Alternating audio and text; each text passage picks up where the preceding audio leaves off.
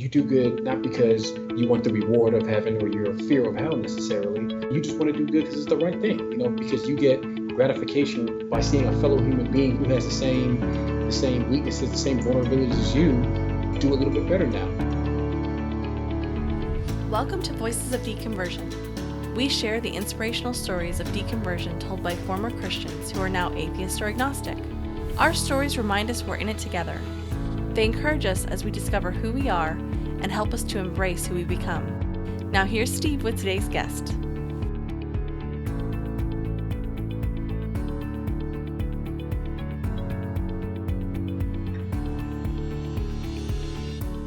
Welcome back, everyone, for episode 52.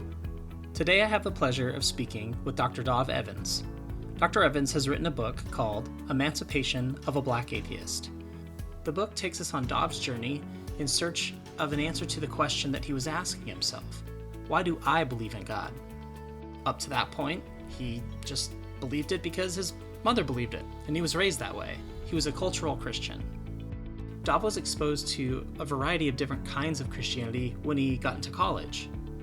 This was eye-opening for him, and he started to see how different people experienced Christianity in unique ways from the way that he was experiencing Christianity. Some other pivotal moments for Dauv are years later when he's with his fiancee and they're watching For the Bible Tells Me So and Jesus Camp on Netflix.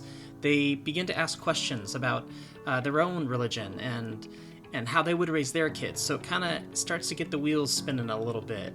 And then he runs into a coworker around the same time who exposes him to some different academics that Dauv was unaware of. And this starts Dauv on a journey of exploration and research, and the journey of writing his book. Part of what was exciting to Dauv was learning of the rich Black tradition of challenging religious orthodoxy, something he hadn't heard of before. People like John Henrik Clarke, Yosef Ben, Hubert Harrison, and John G. Jackson. When Dauv tells the story about how he and his wife both told each of their families that they were no longer Christian, it brought back a lot of memories of my experience of telling my mom that I wasn't a Christian. A lot of us have gone through this, and it's a very difficult thing, and Christians respond in different ways. And you see that in Dauv's story when you compare it to his wife's story. It was a fascinating conversation. I learned a lot, and I really appreciated Dauv taking the time to tell us about his story and also share with us some information about his book. You can find Emancipation of a Black Atheist on Amazon, or like me, you can download it on Audible and listen to it that way. Okay, without any further delay, here's my conversation with Dauv Evans. All right, well, I'd like to welcome Dr. Dauv Evans to the Voices of Deconversion podcast. Dr. Evans, thanks so much for joining me. Steve, thanks for having me. Well, I noticed that the title of your book is The Emancipation of a Black Atheist, and usually I start my show asking why people use that term. So is there a reason that you prefer to identify as an atheist versus agnostic or something else? I think for me, to be quite honest, I think the term free thinker is probably, I guess the term that really kind of sticks to me. The reason why I used atheist specifically on the book, for the title of the book, is because that was a word that stuck out to me the most as I was going through this whole process, this whole deconversion process. Yeah. It wasn't a word that was used a whole lot in my family, or to be quite honest, in the Black community, I think that's a huge no-no. I know it's a no-no in the country in general, but in the Black community, that's just something you just don't say. So for me, I think, using that term really stuck out, just to say, this is what it is. It's blunt. And I think it really sets the tone for what the reader would get from the book, for example. Yeah, it gets right to the heart of it, or right to the point. Right. Yeah, absolutely. There might be some ambiguity if people hear the word free thinker, perhaps. Right. They might not know, well, what's that really mean, And, Exactly. Yeah, but that's a good term, free thinker. I like that one too. Well, in what ways did Christianity influence you in your childhood? That's a good question. So for me, Christianity was background for a good portion of my life, especially if I think back when I was a child. So I like to say that I was like a cultural Christian. My mother, when we moved to North Carolina from New York when I was a little kid, we just like anybody moving to a new place, you want to kind of get your bearings and find your community. So one of the things that she did early on was had us go into different churches to find a church home. So we finally found a church home, and I remember my mother trying to get my sister and I involved in, a lot of the extracurricular activities there in church. So we were ushers, and we would go to Sunday school and things of that nature, and we would go to Bible study and camps and things of that nature. So, but I feel like my mom, she's a social butterfly, and I feel like she had a great time really integrating herself into the church. And because she was a single mother, when she went to go, do what she had to do at church, she would bring us along with her. So we were just there, quite often just because we had to kind of tag along. Mm-hmm. But we weren't really, beat over the head with a whole lot of Christianity. I talk about this in the book because it was a very unique experience, that I didn't realize was unique until years later, where, we were taught a lot of lessons. The one lesson that stuck out the most is, always think, know why you do what you do all the time. But her lessons weren't really Bible-based necessarily. We didn't read the Bible together. We didn't really pray together. If we held hands and said grace, it was only like in group settings. So maybe during Thanksgiving, or if she had a get together. But outside of that, church and Bible and Jesus and that stuff was, fairly absent. Outside of just simply the religious practice of going to church on Sunday. But when you got home, it was just pretty casual. So when I got to college, I met a lot of individuals who were, heavy in the church. Mm-hmm. And we got in a lot of interesting conversations and philosophical conversations. And that was my first time really realizing how my religious upbringing was vastly different from other Black people. They were, not only did they go to church a lot, but, they went to camp a lot. And, a lot of their lessons, directly came from, they were directly Bible-based. Don't dress this way because it's what the Bible says. Mm-hmm. Don't say this because it's what the Bible says. And things of that nature. They had a very, very different experience than I did. So I was like, man, I had no idea that, it was this heavy, People took it so seriously. Yeah. Oh my gosh. What school was it that you went to? So I went to University of North Carolina at Greensboro. Okay. And so for whatever reason, the people that you were hanging out with there were just had or some of the people you've met were mm-hmm. much more religious, did a lot more religious things growing up. And that was the first time you kind of realized that there was a difference. First time I can recall several conversations where religion was just kind of in the background, and I would inquire about it more. Like I was talking to this young lady about rap music, and she was telling me, rap music is of the devil, and I'd never really heard that before. I literally had never heard that. I'm 19, 20, and I'm like, of the devil, and I didn't even know what that meant. I was like, and I'm really, and in my mind as she keeps talking, because she glossed over that, and I'm thinking, do you mean like the devil was in the booth making beats, or what do you mean is of the devil? So I asked her about it, and she told me, that's secular music. And again, yet another term that I heard of, but we didn't really use in my household a whole lot. Yeah. So that's secular music, and it's not good for you and things of that nature. I'm like, I had never really heard any of this in the household. We didn't really talk like that. Like I was able to listen to hip hop music when I came of age. I was able to listen to it. My mother never told me don't listen to it because of this and Jesus and the Bible. Never, ever in my life. So that's really interesting. Yeah.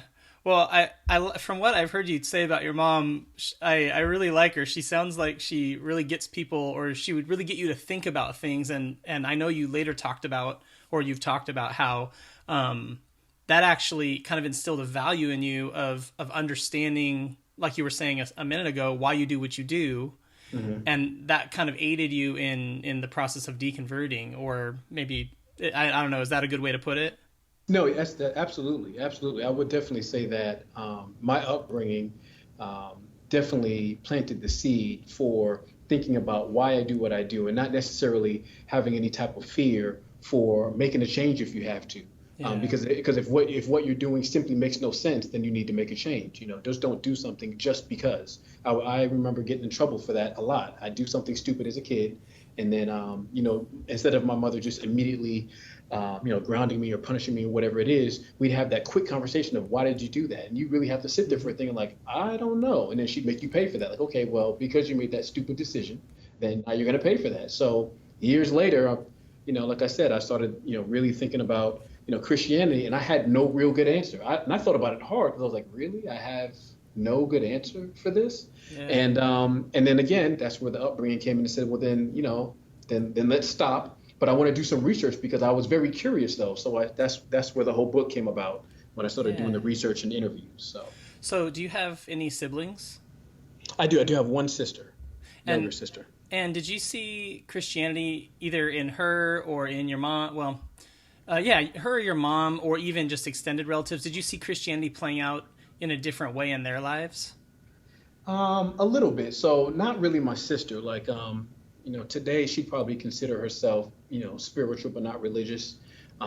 So she believes there's a something, but doesn't really adhere to all the, specific practices of Christianity. But I can think of a couple of relatives that are definitely a lot more religious than, I would say myself and my sister. Like my grandmother, for example, was very influential on my mother's side because, like I said, I was raised by a single mother. And when we moved to North Carolina, my grandmother was still in New York, so we'd visit her often.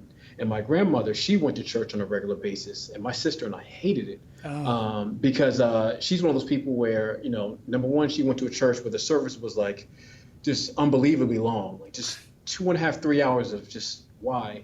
And then afterwards, she talked to people and she would hang around waiting for people to come talk to her. We'd be like, okay, it's time to go now, let's leave. And she's like, hold on, somebody still might say something to me. So, but I remember that was maybe every now and then when we stayed with my grandmother, she would say something that was Bible based, but that was touch and go because she was in another state. And my sister and I'll speak for myself, I didn't really take that to heart. It didn't really stick. So she might say, she made us say the grace, at every meal. But when we got home, it was just here and there. Or she may say, Jesus, such and such, and we'd be like, okay. But when we got home, it was just back to regular, But I can definitely point to her as a figure that it was certainly more religious than myself and my sister, but nonetheless, it just still really didn't rub off on us. Yeah. Well, I often ask people that I interview because a lot of times they were really charismatic or really into the church. I always viewed myself as having a personal relationship with God, and I've learned kind of an evangelical. Certain circles use that, and not all Christians were think of it that way. Is that how you thought of it? That's a good question. You know what? I'm trying to tell you, all this was extremely new. So the whole personal relationship deal angle, I didn't really even learn about that really until I started really questioning religion and started writing the book. I didn't really think of it that way beforehand. I guess the best way to describe how I kind of viewed God and, when I was like a cultural Christian is I just thought it was like just this force and it's just going to just do what it does. So I never really felt like by me appealing to this force, it would make a difference because as I understood it, there was already a plan that was already set before you.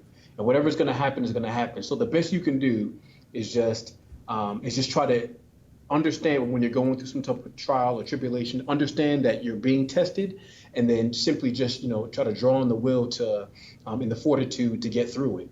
And that's it. Never did I think that, I prayed and that's why I got an A on that test. Or, I prayed and that's why I got a job. I never really thought that. I thought I simply had to still work harder. It's just, this is God testing me. Now I need to work harder or I need to endure or I shouldn't quit. And that was it. But it was always I still felt like it was always on me. I had to still make a smart decision if I want to get the result that I want. That's interesting. But people say, they would say, I'll pray for you and things of that nature. And it never really brought me any comfort. I never felt like, my mom's praying for me, so now that's going to do it. Or, the church is praying for me that I get into the school. Now, that'll do it. I still felt like I had to do my part. And if I don't, do my part, that's going to ultimately make the difference whether I get what I want or not. It's still on me, so. Yeah, it's interesting because I think about my life and it was pretty much the opposite. Like if I prayed, I expected God to act, and if he didn't, then I had to interpret why he didn't act and, all that crazy kind of stuff getting in your head too much. Christianity, Right. Well, when you got into college, you said you started to interact with people who were took their Christianity very differently or were very different in the way that their faith played out in their life. Do you think that those interactions changed you in any way? No, for good or for bad? Yeah. Yeah. Not ultimately, no. I felt like I kind of just rolled with the punches. In the book, I speak about quite a few interactions that I had in college that were very interesting, but I really didn't think about them until years later. Again, when I started writing the book. As a matter of fact, One of the first people I met on campus when I first got to college was a young lady who just kind of, she started talking to me. I didn't know anybody on campus. So she kind of came up to me, started talking to me, and said, "Hey, you want to come sit with us at lunch?" And then she told me she was part of this Christian group. And I'm like, all right, normally I wouldn't do anything like that. Mm-hmm. Not because I stayed away from Christian groups per se. I just, that was just never my thing. My spirituality or religiosity, if you will, was always personal. That's just something, I do for me. It's just kind of internal. I don't really share that. So I was like, all right, I'll join the group because I don't know anybody, on campus. So I'll attend a meeting. And I remember how awkward I felt when I went to the group and, they were there talking about God and Jesus and how much, what he did for him today and things of that nature. And I couldn't relate to it. So I still stayed in touch with the young lady, but I never really went back to the group again. Yeah. And again, looking back, I always had that uneasiness with people who talked about spirits or Holy Ghost because two reasons. Number one, I never experienced that myself, so I couldn't relate personally. And number two, no one in my immediate circle really talked about that. We never really went through talking in tongues and casting the Holy Ghost. I saw it in church, but my mom, at least to my knowledge, never caught it. So she never told me about it and broke it down to what it was, or my sister never got it, or my godmother, who we were really close to. And so again, all this was foreign to me. So when people would talk about that stuff, it felt as foreign to me and as not just foreign, but it just felt wrong. Like that's false. Like that's not really what religion is. All that stuff is extra. It's just more theatrical. Interesting. So I stayed away from all that. I remember I even dated a young lady in college, and she said every now and then she would lay out on the floor and put her feet together and put her hands out, almost like she was being nailed on a cross, if you will, and that helped her kind of connect to Jesus. And I thought that was the weirdest thing. I mean, if that's her thing, that's fine. I'm not knocking it. Right, but even at the time, I still would call myself a Christian at that time, and I didn't get that. I was like, why do you? None of that really, resonated with me. So I think ultimately the fact that those experiences, those interactions in college, because they didn't resonate with me that much, I think it made it that much more easier to ask those hard questions years later and try to arrive at an objective truth, at least as much as possible, without the fear of shaking a foundation that I was relying on for emotional stability or what have you. Yeah, that's really interesting. Yeah, it's interesting because I just talking to you and to other people who have had experiences more like yours. It's just fascinating to me because I was on the other side of that, and like I knew sometimes it was obnoxious or it was weird to people, but we just thought it was the truth, like it was the way it was supposed to be. And you do weird things. Like, I never did the, when you were talking about that, I just thought like the crucifixion pose for yoga or something, Right. But, I did plenty of odd religious things.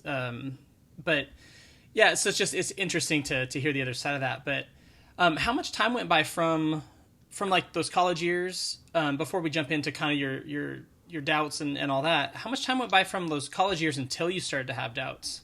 Yeah, so I guess it was about roughly 8 years. So I graduated in 2004 from undergrad, and and the whole doubts and questioning heavy really started in 2012, which was a very pivotal year. And this is how I should start the book, because again, it was a lot going on. I got married that year. We had our first kid that year, and we moved from Raleigh, North Carolina, to Nashville, Tennessee, to start an kind of promotion. So there was a lot going on in that time frame. And I also, changed up my diet. I became a pescatarian as well. So I made a lot of changes. There was a lot going on. And I remember in that time, I don't know, and it strikes me as odd because, again, I had quite a few conversations about religion with some folks. Most of them I stayed away from, and there was a couple of them with some close friends, and it was more of like a debate because I think was more apt to engage because they were close friends. But none of them really did anything until, again, in 2012, I had this coworker, and we would talk about all kinds of what I would consider fun academic things. We talk about history and Black history, and we talk about math and science and just all kind of cool stuff we just heard on the news or something along those lines. And one day he came to me and he said, had I heard of this guy named Dr. Henrik Clark. John Henry Clark. And I was like, no. And he said, well, also Dr. Yosef Ben. He's like, no. He's like, oh, man, you're missing out. You got to check these guys out. Go look them up. I'm not going to say anything else. Just go check them out. And I'm like, okay. So I go check these guys out. And it turns out, they're both Black academics, in the early 20th century. And, they, one was a professor at Cornell. So they're both professors, and they both did a lot of extensive research on religion, as well as how it influenced Black culture, and how a lot of African culture was also kind of woven into Christianity as well. So they talked a lot about that. And as you can imagine, it's controversial today. It was way more controversial in 1930s and 40s. So yeah. Especially for a Black man to say something like this. So I'm like, man, I've never heard these guys, and saying something like that, that's weird. So I read this and I'm so excited, and I was a history major, so I was more so baffled. How come I never heard of these guys before? I'm like, I studied history and never heard of these guys. So anyway, so I got to work a few days later, and I saw the gentleman, the coworker who shared this with me, and I'm excited. I'm like, man, I'm ready to tell him I looked these guys up, and this is what I saw, and have a conversation. And turns out he was engaged at the time, and the young lady he was engaged to was, she was a devout Christian, and I didn't know that. So I called him into my office. I'm like, man, I gotta tell you such and such. And his fiance is right beside him, and he's like looking at me crazy, put his finger over his lips, like, shh, don't say anything. Stop. Yeah, be quiet. Yeah, stop that. Let's go into your office and talk. And I'm like, okay. I'm like, did I say something wrong? We go into my office, close the door. And he's like, man, my wife, she turns out, I'm sorry to tell you this, my wife just found out. I'm reading this stuff. I'm reading, the stuff that I recommended to you. She tells me she doesn't want me to read that anymore. And she wants me to start going to church more. And I'm sitting there listening to this, like, it almost sounds like it's a cult or something like that. Like, how can she make you like almost like you're doing something wrong? You're just reading a book. It's about history. I mean, what's the problem? So I didn't get it, but I didn't want to get anybody's business, so I didn't ask any questions. But that always stuck out to me. But because it seemed so, he made it seem so salacious and scandalous. I was like, well, now I want to read even more. Like, right? What is this? I mean, I didn't realize. Wow. I thought it was just some history. Did I stumble onto something more than what I thought? So around that time, I watched the movie Religulous. It was maybe about a month after I read those books. I saw that movie, and I found out there's some other some Black academics that did some similar research as well, like John G. Jackson and Hubert Harrison as well. Just writing some of these things in the early 20th century, and I just thought this was so interesting. Like, 21st century, and I just thought this was so interesting. Nobody really had a chance to talk about their work, and how pivotal it was, especially given how early, they were doing this. So so that's what really got me questioning now, and it just started this never-ending rabbit hole, and I think that is absolutely where the whole journey began, and especially when I shared it with my at the time fiance, and we watched the movie. What was it called? For the Bible Tells Me So. And was we watched that. Was that the one about families that had gay children? Yep, absolutely. Okay, yeah. Yep. And Dick Gephardt's child was in it, or daughter, I think, We watched that one, and we watched Jesus Camp. Okay. And we watched those two documentaries. The For the Bible Tells Me So was recommended by another coworker, and the Jesus Camp, I forgot where I found it. I think that was just on Netflix or something. But we watched both of those, and it was interesting to watch those. Not only just because of the content, obviously, but watching those with my fiance, who was also a Christian at the time. And we'd never really had any deep conversations like that about religion, because in the Black community, it's just assumed you're Christian. So you don't really have to get into it in detail unless you're like part of the ministry or something like that. But if not, it's just assumed. I know you're a Christian. We don't have to talk about this. I already know what you're about. Yeah. The only question I may ask you is what church you go to, and that's pretty much it. But we don't have to get to specifics. So watching this kind of made us. It put us in a precarious situation where you're either going to ignore and be like, well, that was normal, let's go home now, or we're going to look at each other and start asking some serious questions like, wow, what did you think about that? And we both, that was probably the first time I talked out loud about serious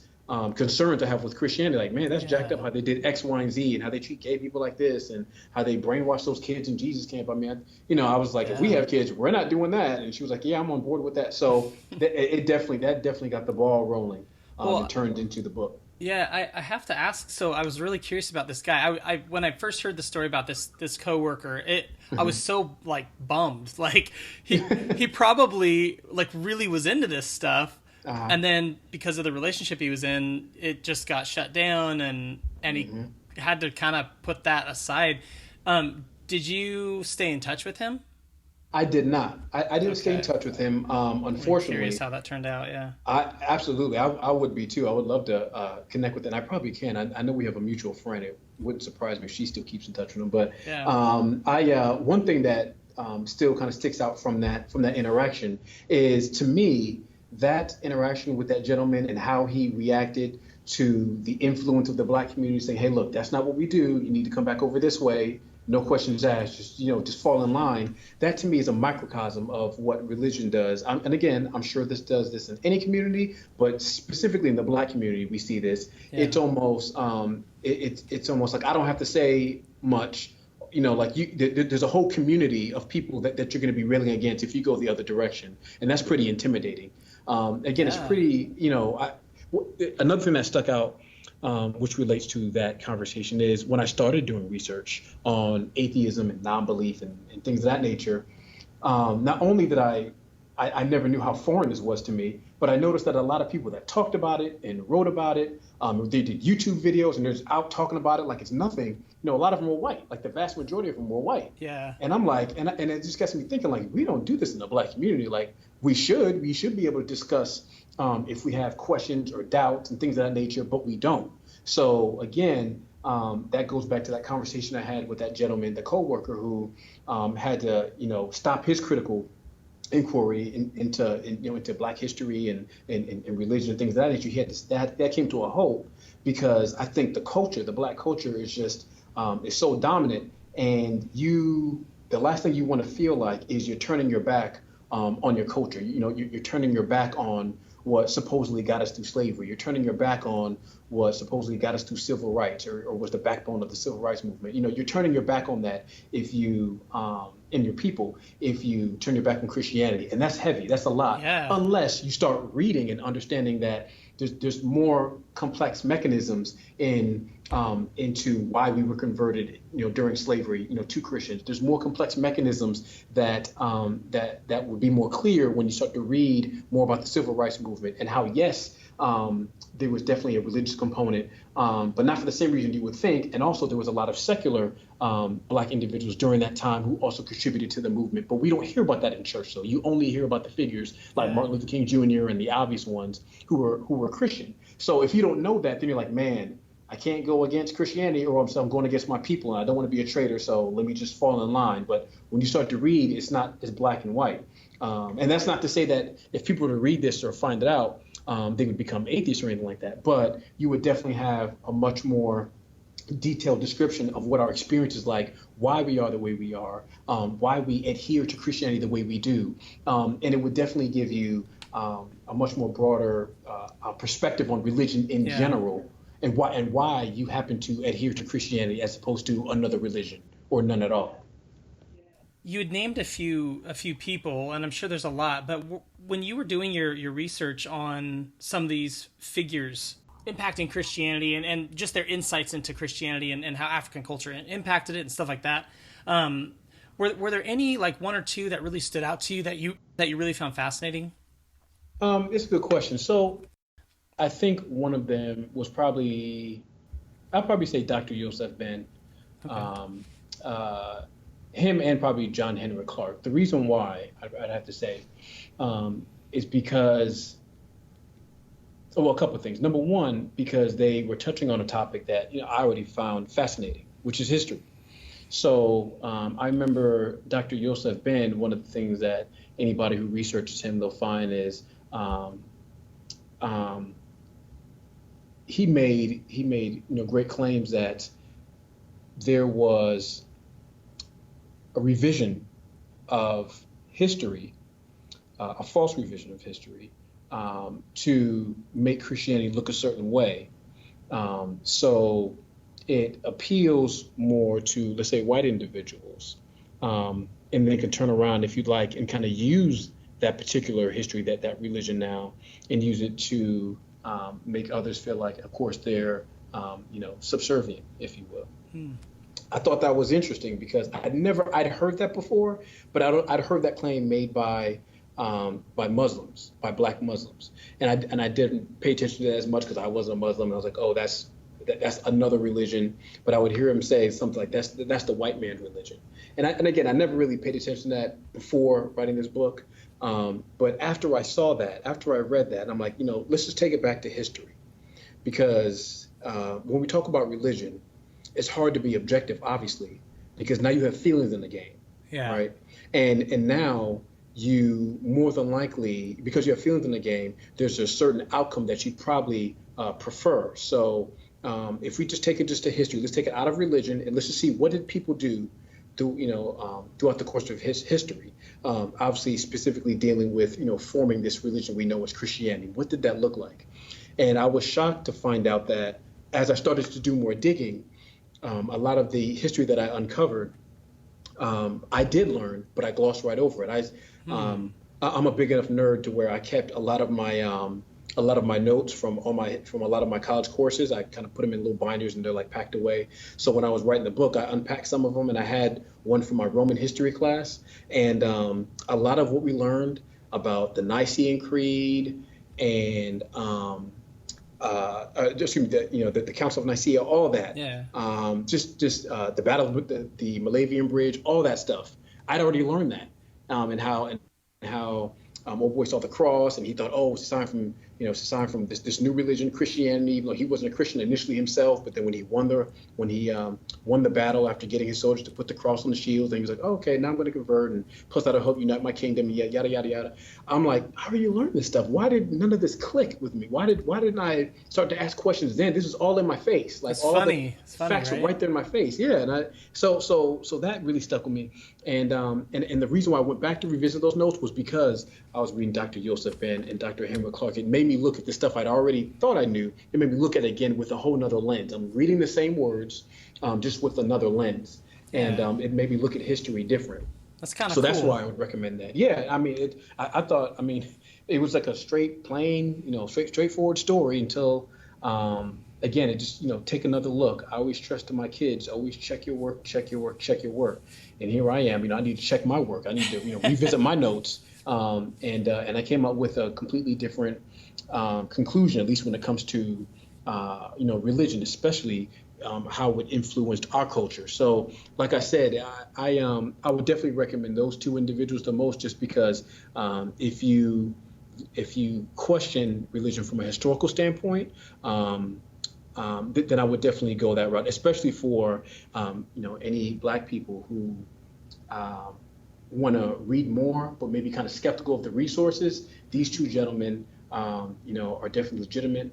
They're definitely vetted. Again, they taught at top universities, and they have some really good stuff. And it just surprises me how, again, I caught on to the Four Horsemen, kind of late, because again, I started doing the research in 2012. But for me, those four individuals I talked about, John Henrik Clarke, Dr. Joseph Ben, Hubert Harrison, and John G. Jackson, those were my original Black Four Horsemen, if you will. And these guys were doing it back in, again, like the 1940s, 50s, 60s. Again, they didn't all band together necessarily, even though you'll find a lot of them citing, reference a lot of each other's work, but they didn't go on a tour like the more contemporary Four Horsemen did. But they were writing a lot of the same contentious material from a historical standpoint, and asking some of the same contentious questions way before the more contemporary Four Horsemen would. So I thought that was extremely interesting and eye-opening. Yeah, it's fascinating, and I haven't heard. I heard you mention Joseph Ben before on a previous podcast, but the other three I don't think I've heard of. So really fascinating that they were writing all this stuff so many years ago too. Yeah. Especially like I said, during that time, you're Black. It's 50s, 60s, and you're talking, you're questioning religion like on that deep level. And at the positions that they were into, the professors, things of that nature. Yeah. I thought that was really interesting. Well, because it's much more dangerous for them, like in many ways, to speak out on religion. You know what I mean? Right. It's just nuts.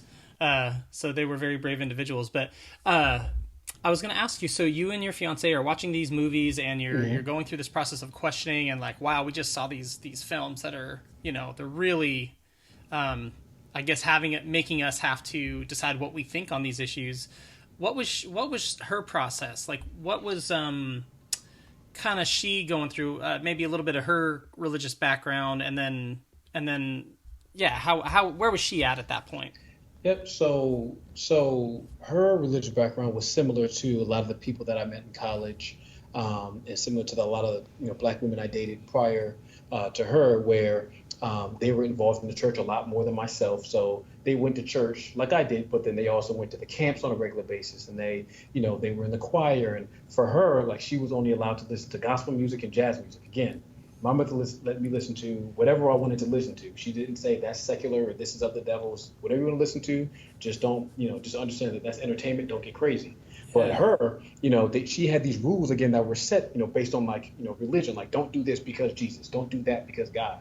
And so when we're watching these documentaries and having these conversations, I think this is where the seed for a potential book was also planted, because I began to see what questioning, just by her seeing me ask these questions and go through this process, allowed her to kind of open up. So she told me that when she was in college, she went to a college in North Carolina, and it was Campbell University. So if anybody knows anything about Campbell University, that is like a Christian college as well. So you have to take like a Bible study class or something along those lines. Like, you have to take at least one course, or maybe even several courses. But so she took them, and she started asking some questions like, this didn't really make sense, and what is this about? So she got two very different responses from her two parents. So she went to her father. They're both Christians. So she went to him and she said, hey, I got these questions. I'm questioning this and this and this when it comes to Christianity. And he's like, hey, it's good to have questions. Just do your research and continue to read and explore, and you'll see what you see. It's a journey. And then she went to her mother, and her mother was mostly, hey, shut that down. Don't question that. That's not what you do. This is what it is. There should be nothing to question. It's A, B, C. That's it, and the story done. So those very different viewpoints left her unsatisfied, as I'm sure it does a lot of people who end up deconverting. You're just not satisfied with some of the answers that you're getting from some people that adhere to the faith. So for her, she kind of just kept that inside. She just kind of stopped. She was like, whatever, I'll just follow along, almost like I did. Like, oh, I'll go to church, but whatever. So she went ahead and started telling me about this as we're asking these questions and watching these documentaries. And then as she's watching me kind of go through the process of writing my book and do these interviews and do the research, I'm sharing all this stuff with her because I'm excited, right? I'm like, oh, look what I just found out. Did you know this? And so she started to ask all these questions herself. So then eventually she comes to her own conclusion, like, you know what? I don't really know why I believe necessarily. Was she threatened at all by your questions? I mean, did you sense that she was like a little bit nervous about you talking about all this stuff and questioning Christianity? Initially, our very first conversation, so we were in Nashville, and I first, came to the realization that I don't know why I'm doing this, so let me stop and let me take several steps back and start doing research. I told her, I said, hey, I don't really believe in God anymore, but again, I knew that, I've been around women enough to know that, they're already thinking 20 steps down the line. You can't just tell them something like that and go to bed, right? So I'm like, okay, I don't believe in God anymore, but before you go too far, I still love you. Nothing changes with you. If you still want to be a Christian, that's absolutely fine with me. This is something for me. I need to do this for me. This is something that I do. Like when I feel like I need to change something up, I change it up. But I don't want you to think that you have to change your thing up. We can still be married. In my mind, I clarified, we can still be married, even though you're a Christian and I'm not. We can make this relationship whatever we want to. Just keep that in perspective. Let's not let outside influences tell us what we have to do. So I think she really appreciated that conversation. She digested it, and then we were fine after that. And then I think after that, when she saw me doing the research and all that, she was never really intimidated or scared or anything like that. She was fine. And I think it's because I initially had that conversation. I had a conversation. I just didn't drop a statement on her and leave. I made sure I told her what was going on and didn't make her feel pressured in any way to make a change or make a decision or anything. Because to me, it's not a game. And I would say, from the time that I told her initially, I don't know, maybe a year or so, when she finally was like, you know what, I don't really adhere to this either.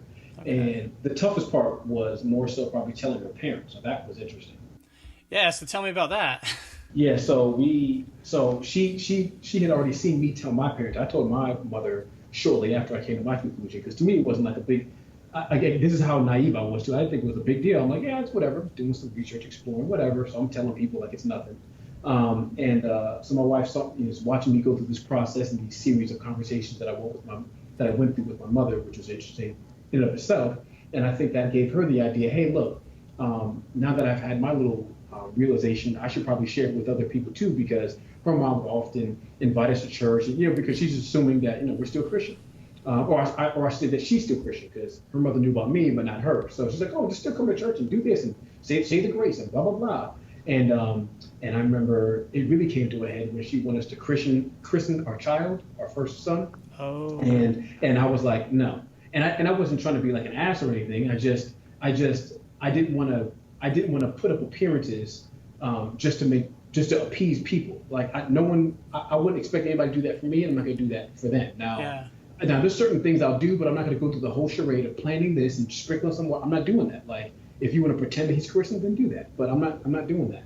So that made her say, you know what? We can't go around having people think I'm Christian too. I probably just need to tell my parents so we can be on the same page and they can stop asking us to go to church, asking us to do this. So one day we sat down with her mom and her father and her brother, and I was there. My mom had our both of our boys at the time. We have 2 boys now. So my mom was watching our kids, and we sat at the kitchen table. And I remember I was just kind of staring off, and she's kind of telling, and they're all pretty emotional people, so they all started crying and stuff. Oh no. Yeah. So I mean, and I'm not picking on them or anything. I'm just trying to set the scene. I'm just trying to set the scene. No. You're doing a good job of it. My mom broke into tears on the phone when I was talking to her, so I'm associating with the conversation. Oh yeah, good. Yeah. So as you can imagine, it's pretty heavy. But I'm just trying to be there to be, just to provide emotional support, so she doesn't feel alone, because she'd be like the only unbeliever in the room. Yeah. So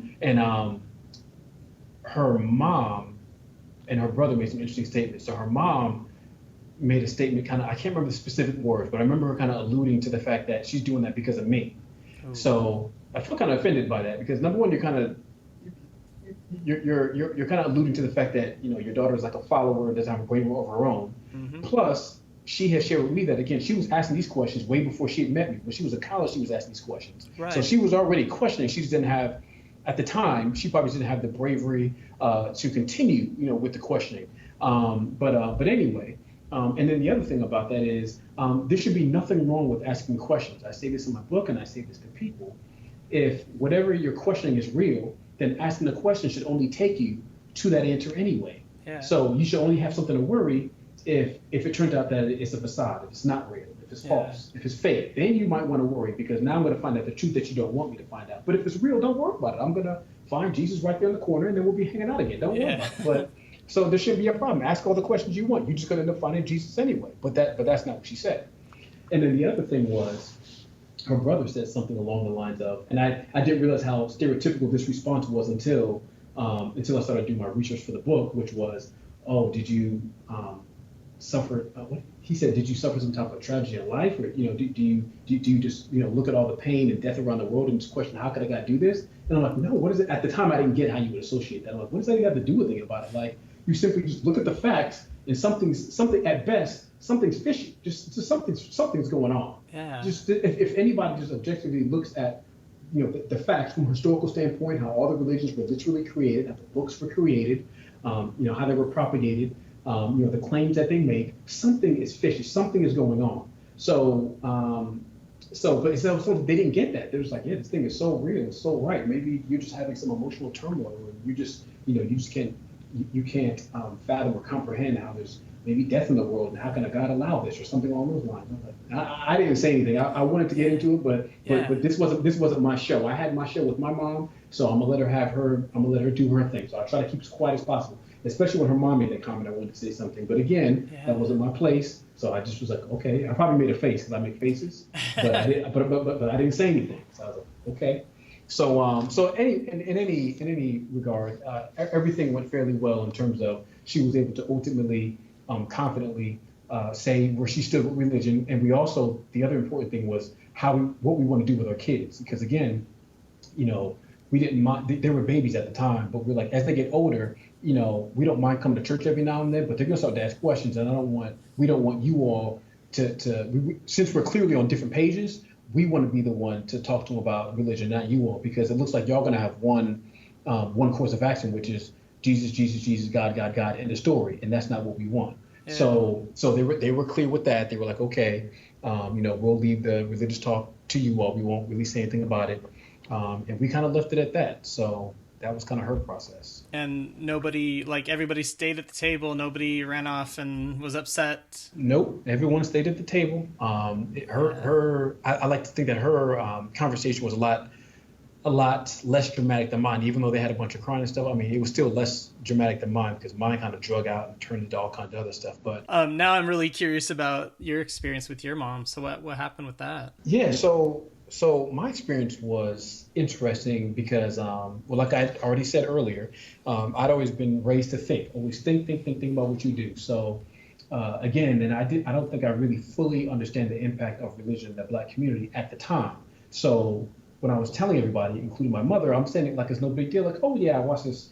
I heard this podcast, and they were debating religion, and I started thinking about why do I believe in God. I didn't have the best answer I could come up with was because my mom told me so. That's not a good reason. Yeah. So from there, I decided to step away from Christianity. I'm not really Christian. I don't believe in God. I'm gonna start doing research to find out what this whole thing's about. So I told her that. I was in Nashville at the time. I remember exactly where I was. We were moving. So I was standing in an empty room. We cleared out the room, staring out a window. And I was telling her this. And I remember she made an analogy with education. She was like, well, it's almost like with education. And I'm big on education. So it's almost like with education.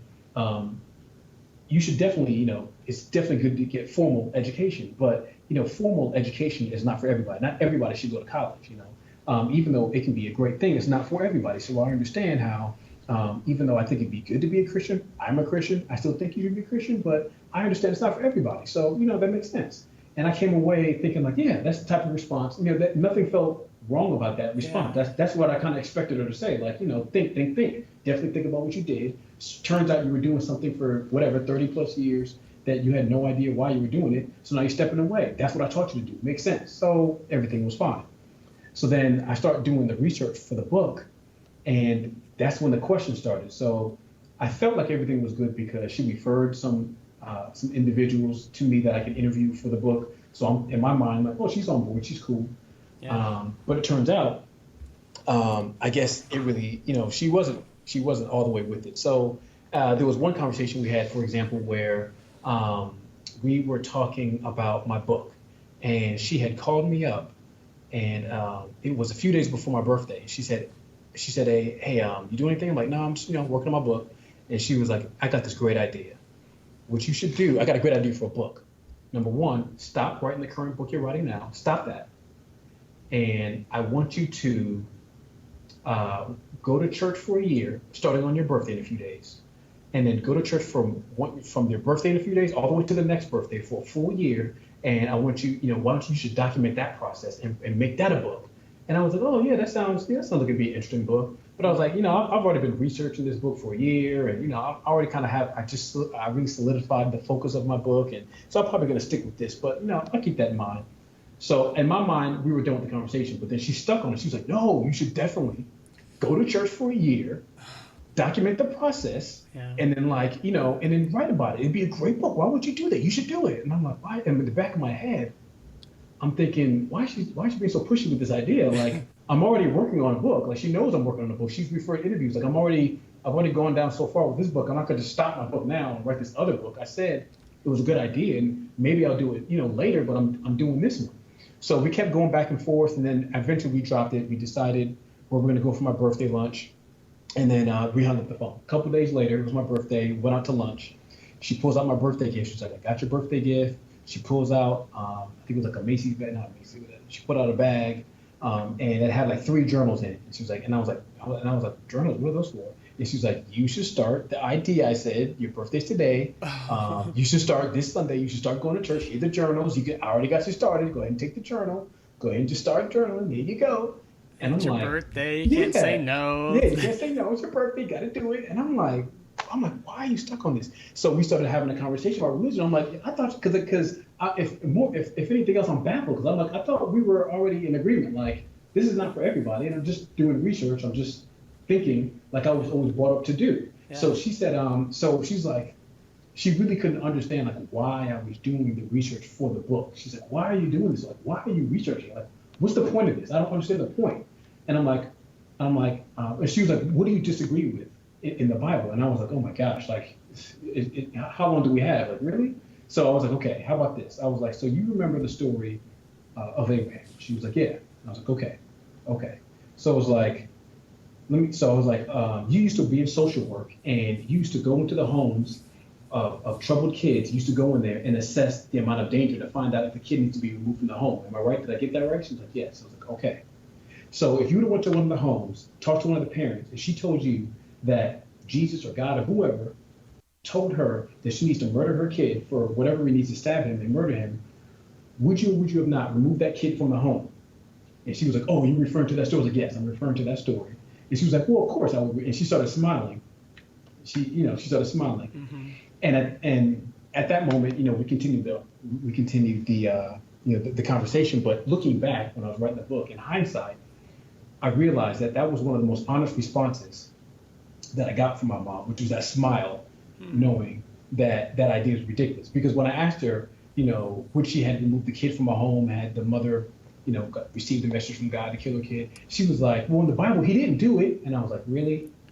And she started smiling. And, I'm like, yeah. I think in that moment we both realized it's ridiculous. It's ridiculous. There's tons of, it's ridiculous. You have to, that's not to say you don't have to believe. You can still believe whatever you want, but you have to admit it's ridiculous. You can't sit here and look at me and act like that's not ridiculous. Come on.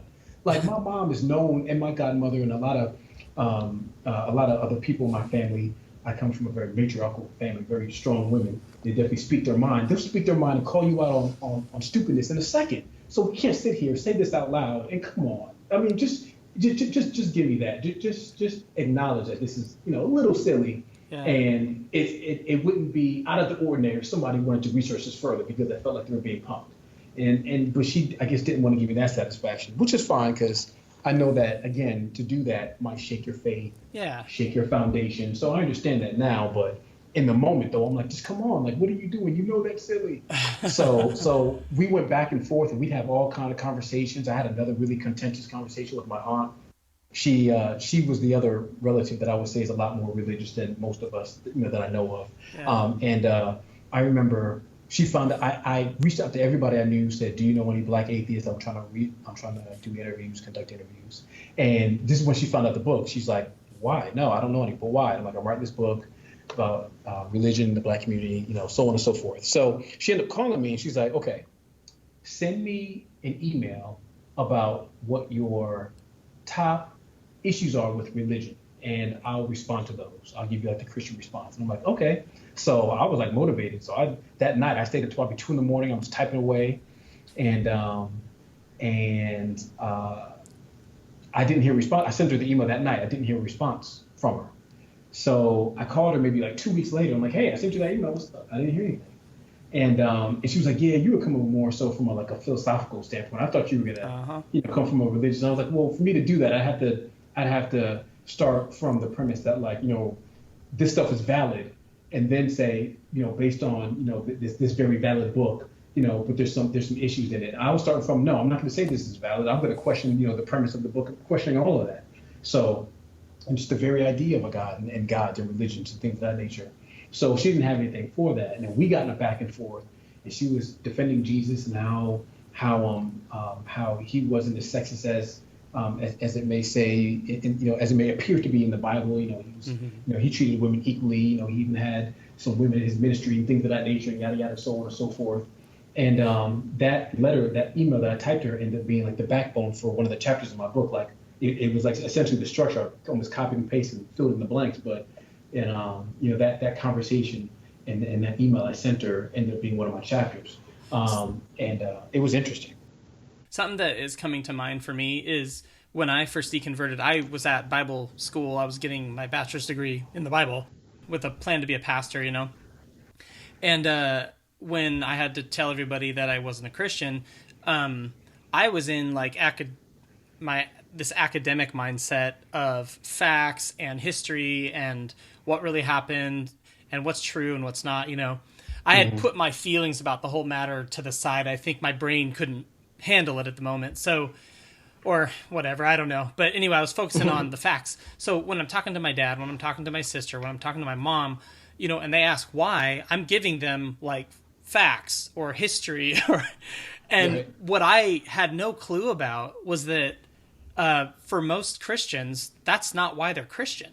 And for me, in my mind, I'm thinking that's why I'm a Christian, because it makes sense. It's true, and that's why I went to Bible school, to understand it better, and so it sounds to me like you had similar interactions where, you're coming from this like academic angle and the people you're running into are like, well, like on different tracks completely, just missing each other, like they're about like how God changed their life. And you're coming from like the factual stuff versus the historical angle versus like their personal experience type thing. Mm-hmm.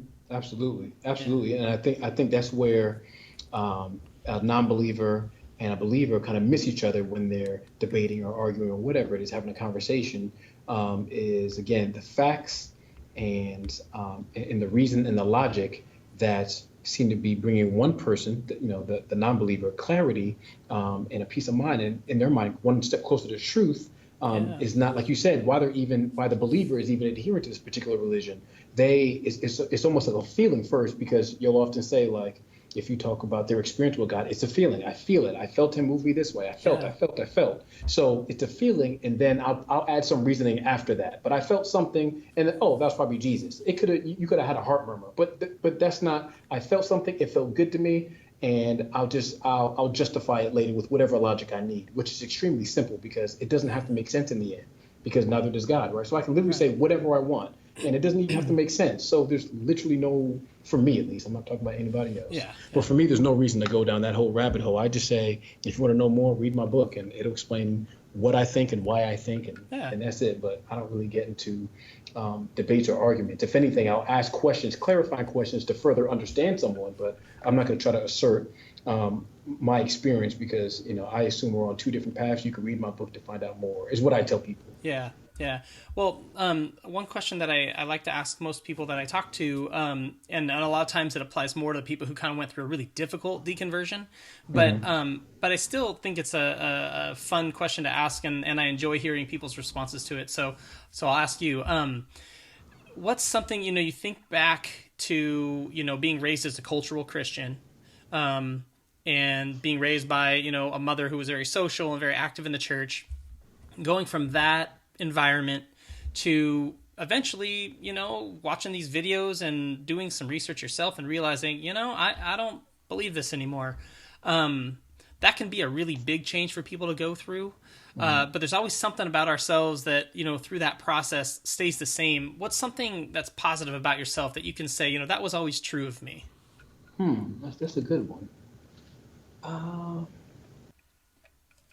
I've always wanted to try to do something good, and I don't ever think it was really religious based. While I was a cultural Christian, and even today, that always stayed the same. So my mom told a story. She threw a graduation party for me when I was graduating from college, and she wrote a letter in the beginning that talked about how the letter she wrote about how when we first moved to North Carolina, it was one summer, it was like some super hot summer, and we were leaving a restaurant, and we had this big old super old van, and we were driving. We had no air conditioning. We were driving, and I saw this homeless guy, and I told my mom to pull over really quick. We were still in the parking lot. I told her to pull over, and she's like yelling at me, like, "Why am I pulling over? What's going on? She thinks it's an emergency." She said some type of emergency or something, and I'm like, "No, I knew this restaurant that I can go in there and get some ice water." Back when I was a little kid, I thought that was a big deal. Like, ooh, I can get free ice water. Yeah. So I went to the restaurant, got some free ice water, and then I got in the car, and she was like, "That's why you pulled me over, to get some free ice water?" So she's driving off, and then we passed the homeless guy, and then I told her to stop one more time, and I gave him the ice water. And then she didn't say anything to me after that. She stopped yelling at me because she saw what I was doing. And cool. I remember that day too. She remembers it probably better than I do, but I remember doing that. I remember what the restaurant looked like and all that. So that reason why I did that, I still have that today. I still have that feeling today. If I see somebody that needs something, I'll still have that same feeling. Like, man, like, is there something small I can do in this person's day? It doesn't have to be the biggest gesture. I don't have to give them a check for $1 million. I don't have to, let them live at my house or anything. But is there something small I can do just to, like maybe I can give them that little thing, or maybe I can help them out here. And doing my research, it becomes prominent because people, again, will tie, or believers will tie morality, goodness to religion. And I just found that to be, patently false. You do good not because you want the reward of heaven or your fear of hell necessarily. You just want to do good because it's the right thing, because you get gratification, by seeing a fellow human being who has the same weaknesses, the same vulnerabilities as you, do a little bit better now, because you want the same thing. If I was out there in that hot weather, I knew how hot it was. It was hot that day, and I was like, man, I know I'd want somebody to give me some water. So, I'll do the same thing. Let me just get this man some water. I was a kid, so there's only so much I can do. But now that I'm older, I understand that sometimes doing those small things, can be extremely impactful. And if everybody made it a point to do something like that every day, just something small, even if it's teeny, then the world can be a better place. And that has nothing, that can be completely devoid of religion. You don't need religion to motivate you to do it. You just do it because it makes your community better every time you do something like that. Yeah, and to that point about doing good just for goodness sake, I think this question's the answers to this question are really neat, because to me it shows that the compassion, the curiosity, just the goodness in people has always been there, whether they were Christian or not. From the time they're Christian to the time they're not Christian, like those wonderful qualities that are positive, that just those virtues that people have, that they're human virtues. They're not religious virtues, and so I think that's kind of cool. Right, absolutely. Well, I'm going to get into some questions about your book in just a minute, but I wanted to ask you. We have a lot of people that listen to the podcast who've deconverted from Christianity recently, and for a lot of them, it's really difficult. It's not an easy transition. What encouragement or piece of guidance would you give someone like that? I know one piece of advice I would give would just be, keep in mind that throughout this whole process, and as you're kind of as that individual's finding their way, I would definitely say keep in mind that this is a personal journey. This is something that only you can do. So when people give you advice one way or another, whether they're a believer or a non-believer, whatever it is, keep in mind that this is your journey. So no one ultimately can tell you what's real or what's true or what to do. You can certainly take their advice, obviously, and someone says read this, you can check that resource out. They say go to this group, you can check that group out. But if you keep that in mind, that it's your personal journey and you are the authority of that, then it doesn't give anybody too much influence over your decision one way or another. This is your journey. Take it by the reins. Do what you got to do all the research, and do it fearlessly. If someone says don't dig even more, because whatever that truth is or whatever you're going to find, it's for you to find. It's for you to find. There shouldn't be any secrets, right? If someone who is a believer is saying, hey, look, stop doing that research, stop asking these questions, these are tough questions, things of that nature. The answer is just this, so stop asking. Anybody who knows anything about life knows it's not that easy. You can't just tell me the answer is just blank, so stop asking questions. So go dig even more then. It's supposed to be your personal process. Don't let anybody take that away from you by attempting to give you a quick and dirty answer. Again, whether they're a non-believer or believer, do your own research, and you'll find your own truth that'll help you get through this world, whether it's something that that ultimately makes you feel better or not, is something you have to resolve. But again, as an adult, as someone who's going to be a contributor of this world, I think it's our responsibility to continue digging and not be lazy just because someone said the answer's 2, and we just run with that. That's what kids do. As an adult, you don't do that. So yeah, that's good. Well, I know we've talked about your book a little bit kind of throughout the interview today, but can you talk a little bit about it and why you wrote it? And yeah, because I think there's actually going to be a lot of people that would be really interested in it. Right. So the book is Emancipation of a Black Atheist. And again, it's available on Amazon. They got the Kindle version as well as the audiobook just came out a couple of weeks ago as well on Audible. And essentially the book explores the role of religion in the Black community by also kind of chronicling my personal experience and my research and the interviews I did with believers and non-believers.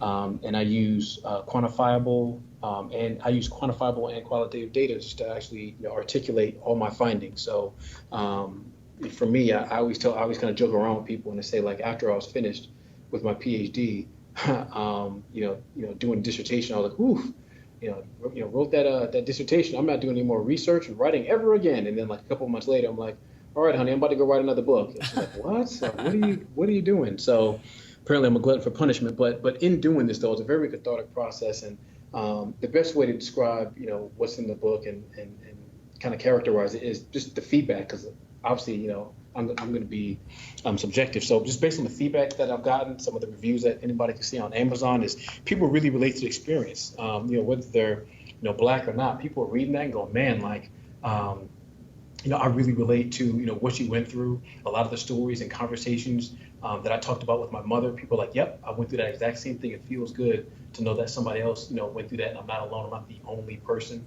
I had one guy reach out to me via LinkedIn and said, my book was highly recommended to him, and he said it was like reading Hitchens for the first time, and I was like, whoa, that was I was like that was a huge that's a huge compliment. Yeah, exactly. I was like, wow. Yeah, exactly. I was like, wow, that's a huge compliment, and again, I'm just going off of what other people have said. So obviously people are definitely connecting to the stories in there, the interviews that I conducted.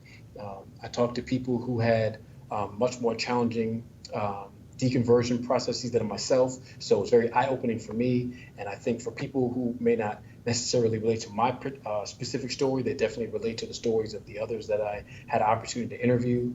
And then I also kind of break down and drill down specifically what this looks like in the Black community. Again, I know religion can be a very contentious, troublesome topic, at any point, especially in America, period. But just because of the role that religion plays in the U.S. But again, it's something, I don't want to say it's worse in the Black community. It's just unique. It's just different. That's all. It's very unique experience in the Black community, and I kind of outline for those who are not familiar, or even if you're familiar, what it's like to be Black and walking around as a non-believer, and people look at you, whether they're white or Black or whatever, they look at you and like you're a Christian, because most people think, oh, you're Black, you must be a Christian, especially in the South.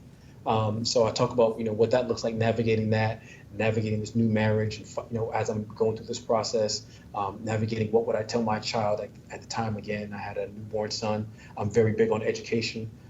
I'm very hands-on when it comes to education with both my sons to this day. So how would I navigate those conversations? I talk about a little bit what that looks like.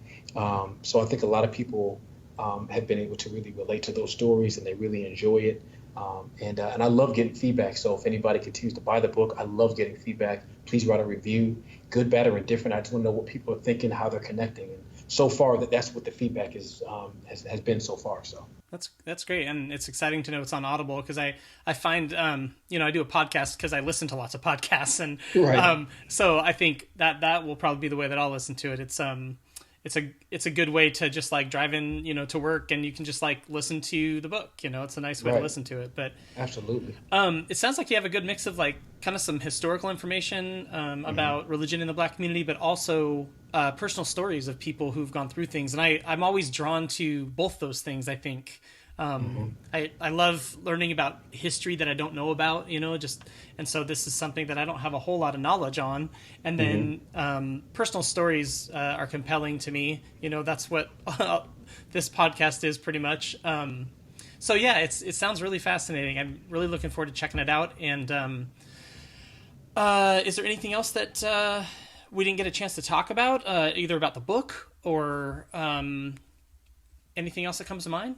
No, I think that just about covers it. I do want to say, if you end up checking out that book, I would definitely love to get your feedback, because one thing that I love getting is the feedback of others who've done extensive research with this, because then they're able to have this very unique perspective, because they can compare it to a lot of other stories. I imagine you've probably heard tons of stories, have done your own amount of research, so you can kind of compare, a little bit what I've talked about, the research that I've done, as well as the interviews that I conducted, and can kind of compare, contrast that to a lot of what you've already seen, versus someone who's like I was all those years ago, kind of new, and like I don't really even know any other atheists. I haven't done any research yet. I don't know who Dawkins is. I don't know who Hitchens is. I don't know these people, so this is all new to me. That's that's been great feedback. But as you can imagine, it's different because this is like their first or second book, and their approach and their perspective is different versus someone who's kind of been in that world for a lot longer, and they can say, man, compared to everything else I've read and heard, this is how it kind of stacks up and things of that nature.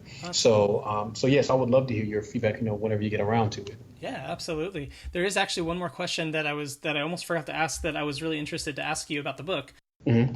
If someone could take something away from the book, like okay, here's my book, read my book.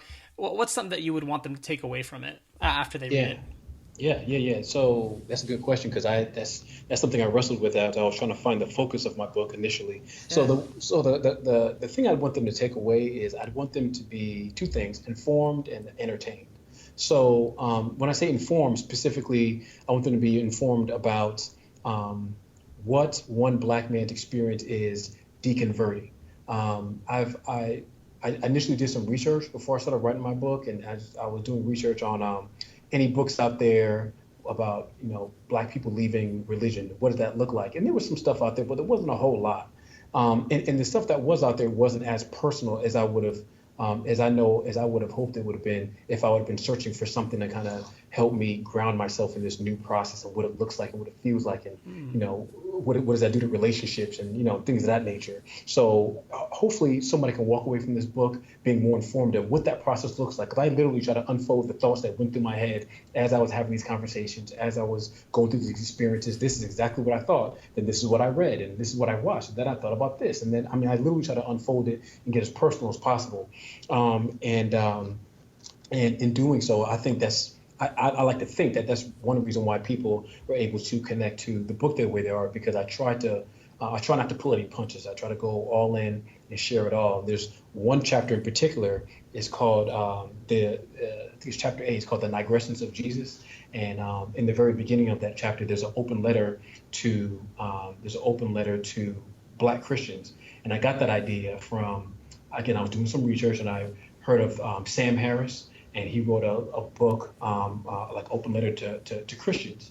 And even though I didn't read the book, I imagine that he probably wouldn't address Black people specifically too much in that particular book. Now, maybe he did, I don't think he did. Yeah. Right. So in my own head, I was like, well, what would that look like if somebody were to if a Black non-believer wanted to tell a room full of Black Christians what specifically they thought about just religion and the Black community and all that. And I just went all out and the feedback I get about that specific part is certainly the most contentious part of the letter, but it's of the book, but it's also one of the most real and eye-opening, because if nothing else, if the rest of the book doesn't tell you anything about my journey, that letter specifically will definitely solidify it for you, for a reader, and hopefully they'll be more informed and then hopefully just entertained by all the different stories. There's some funny parts in there where I was like, it was awkward for me, but somebody else is probably laughing at it. There's some pretty sad parts about some individuals who had some relationships that were broken, because of their decision to leave the faith. Yeah. So I hope somebody, I got some feedback on Instagram just the other day. Some lady said she got the Kindle version and can't put it down. It's entertaining, and that made me feel good. Somebody, they definitely finding it entertaining. So that's awesome. So definitely entertained and informed about religion in the Black community and what it looks like. What my experience looks like and what thoughts go through one's head when you're doing that. So yeah, what kind of sticks with like one of your passions, education, right? Absolutely. Well, what's the best way for people to get in touch with you? Yep. So on social media, it's Black Nonson. So BlackNoneson, and that's on Instagram. It's Black Nonson on Instagram. Same thing for Twitter. And the email is even blacknonson@gmail.com. And like I said, and on Facebook, if you just type in Emancipation of a Black Atheist, the title of the book on Facebook, you see I have a whole Facebook page. I post things, I post updates, like when my audiobook comes out, or if I'm doing it, I do speaking engagements. I have one coming up in a few weeks in South Carolina. So I put information like that on there as well on all my different social media. So they can definitely check me out there. Well, that's awesome. Well, Dauv, I really appreciate you coming on the podcast, and your book sounds fascinating, and I can't wait to check it out. So thank you for sharing about the book and about your personal journey. It was really great. Excellent. Thank you so much for having me. I really enjoyed it.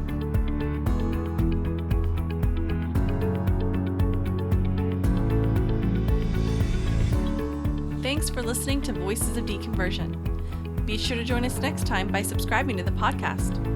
If you'd like to learn more, check out our newsletter at bodpodcast.com.